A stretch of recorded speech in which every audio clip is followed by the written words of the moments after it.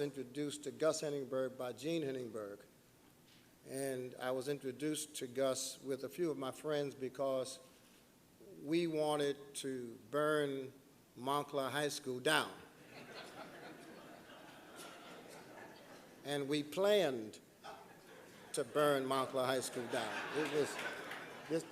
This wasn't just a desire. We had a plan. And Mrs. Henningsberg, who worked at Montclair High School, said, before you do that, perhaps you'd like to talk to my husband. And it was 1968. Newark was still reeling from rebellion the year before. The nation was still confused after the death of Dr. King. And the people in Montclair were determined not to let any of that rebellious spirit come to town. Because Lynn Coleman had already left us up there with all them folks. And so when they told us we could not do what we wanted to do for us, we decided, about 6 of us, that we'd buy some gasoline from Bobby Pine's gas station, and we'd circle the school and just burn it down. Now, none of us were sure bricks would burn, but we were going to try. We were going to try. So Gene Henningsberg said, why don't you come, and out of our respect for her, who was the only African-American adult at that time who stood up for us, we said, we will come over to Maplewood and speak to your husband. Now, behind her back, we said, what can a black man named Henningsberg tell us about our situation living in Maplewood? But we went over there, and just as the sister said, he listened to us talk, and after we gave him, we quoted Stokely Carmichael. We had our red book from Mao Zedong in our pockets, you know.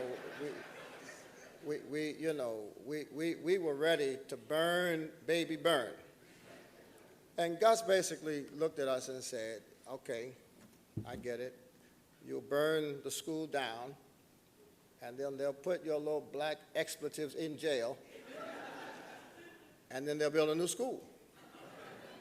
And you'll be in jail, and they'll have a school. And I left there, and I said, okay, see, I knew that a man named Henningsberg couldn't help us, and so I said, let's go see Baraka.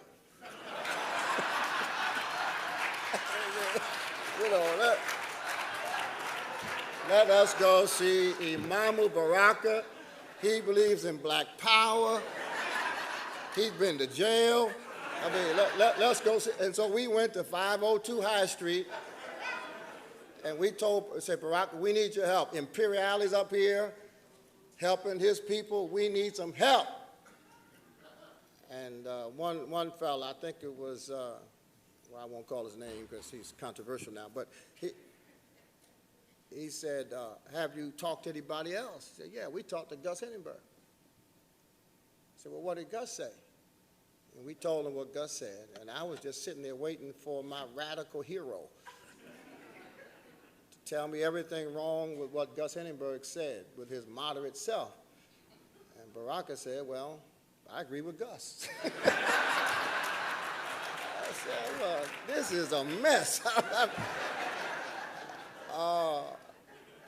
And from that day until the last time I talked to Kay, and Gus was too weak to talk, Gus was a guiding light, someone who did not simply see the problem, but someone who was immersed in offering solutions to problems.